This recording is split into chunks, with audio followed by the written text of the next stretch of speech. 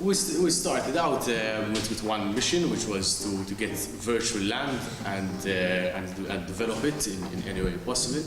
And today, with the development capacity as a game development studio, we also build NFT projects and collections, and we just keep expanding our services to everything that's needed for both individuals and businesses to make a splash or make an entry, engage with their community in using these metaverse technologies.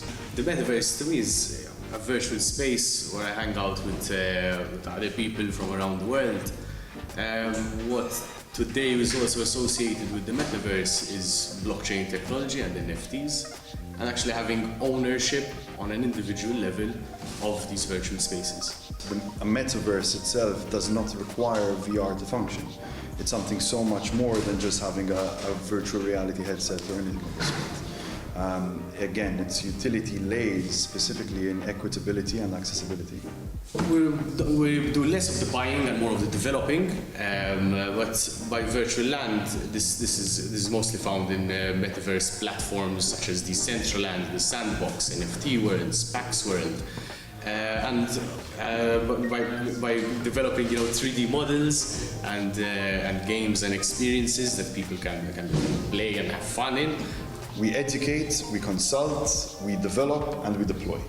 So we try and cover every single aspect of the needs of our clients when it comes to the metaverse, because the majority of clients we get aren't aware of what the potential is over here, what the business opportunities are like, what exactly they need to build. In fact, me and Luca, most of our clients that come in, they start because they listen to the hype and they're not really sure how exactly they can enter.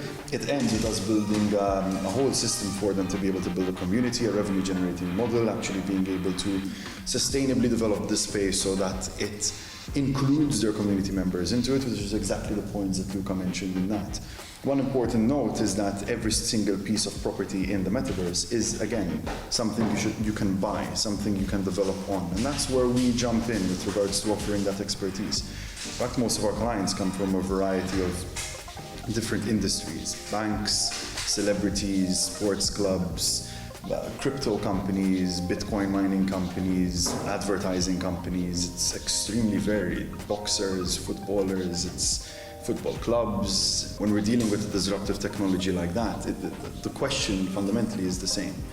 In truth, there's a space for every single kind of internet-based utility in the metaverse, because it is the extension of 2D interfaces into 3D immersive realities. So there's a space for anyone and everyone. The easiest way to imagine it is for celebrities that want to organize a virtual concert, for example. Super easy. So Snoop Dogg, for example, made a concert in the metaverse. It's one of the easiest ways to say, all right, instead of a concert happening physically or just physically, let's say in LA, now there's a chance for everyone to be able to buy the ticket and join and meet fellow Snoop Dogg fans and whatnot, and listen to the music and potentially get free merchandise or whatnot from that experience, hear his new song live and whatnot. It's just one very simple, easy use case. And it's important. This doesn't disrupt the real world. It doesn't disrupt concerts in real life.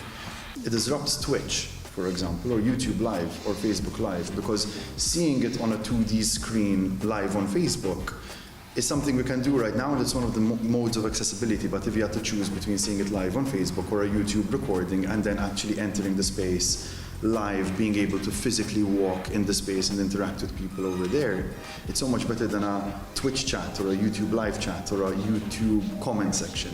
And this is important to distinguish. It doesn't disrupt the real life, it disrupts the already existing technologies we have on the internet. To go into things like the money laundering and the criminal side, I think there is a lot that needs to be done in terms of governments and tax departments being able to understand how to trace users, how to use the technology, because I can tell you as a person who understands how this technology works, if somebody is laundering money, that information is all on the blockchain, it's all accessible, anyone can go in and see what those transactions are, and once you've got coins or any cryptocurrency which is dirty, it's nearly impossible for you to get that out into the real world. Obviously, just like with cash, there's always backdoors for criminals to make use of. But I believe that that's been the whole story of cybercrime since the internet has existed. I wouldn't want to put the onus on the authorities because I think that it's, it comes with time. That everybody becomes more aware of the technology. That the whole population as a moves up together in understanding the tech. But what we should be wary of is for sure over-regulating because of fear. If we use fear as a reason to ban something, then we would never actually see what it's worth. All we need is to recognize that just like when the internet started, for example, it was used for great things, but the dark web is still there. It was also used for Machiavellian things, for worrying things, for things that facilitated things that are harmful to society. And that doesn't mean you should throw out the baby with the bathwater. You shouldn't look at the technology as the inherent problem. We need to find out ways to be able to use that technology for good. And this is the same for Web 2.0.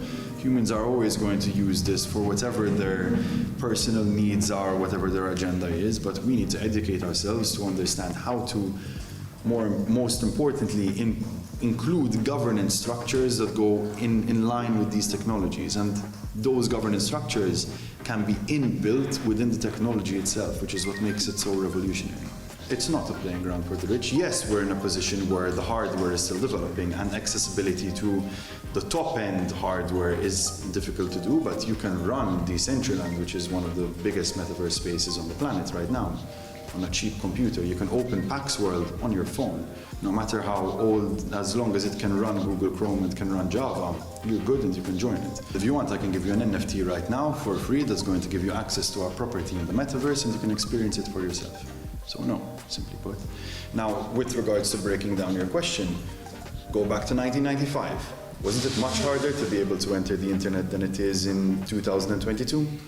I think you remember the time when actually logging into the internet required a modem, required a stronger computer, that the barriers to entry from a hardware perspective were much larger. Today, even my grandmother has a phone and connects to Facebook every single day. So no, it's not a playing ground for the rich. Yes, we're in a position where the hardware is still developing and accessibility to the top-end hardware is difficult to do, but you can run Decentraland, which is one of the biggest metaverse spaces on the planet right now, on a cheap computer. You can open PAX World on your phone. It's important to understand that this concept goes beyond the hardware, but you have a very valid point with regards to the hardware needing to, it has to develop. So now what we're seeing in the entire industry is this massive shift in investment being put into VR and AR. So yes, it's coming. It's akin to 2006 and when Steve Jobs stood out with the iPhone and said, look what we have here. And then suddenly over a decade period, phones just started getting better and better and cheaper and more accessible, and the features around it were being built in a way that made sense from a utility perspective to have one. What we're seeing in the market now is XR, so the immersion of augmented reality and virtual reality. The progress being made over there is incredible. Virtual reality headsets are getting much better and even more accessible, but it's a half-decade thing. We need to see in 5 years, in 10 years, until that technology really amps up. But it's clear that the investment is going through the roof because the software has gone so far. For the average consumer, specifically, it's a new user experience, very hard to define. But the main point is that you can experience the internet in a way that you never did before, but you also have the opportunity to shape it, irrelevant of when you actually jump into it. And that's the beauty of it with regards to how it works. Then according to what your interests are and what you want to follow up and what you want to experience or what you want to change, that is entirely up to you. The world's your oyster. It's more of like an opportunity to be able to enter a space where you have the freedom to be able to shape it as you deem fit and interact with people that have the same interests as you.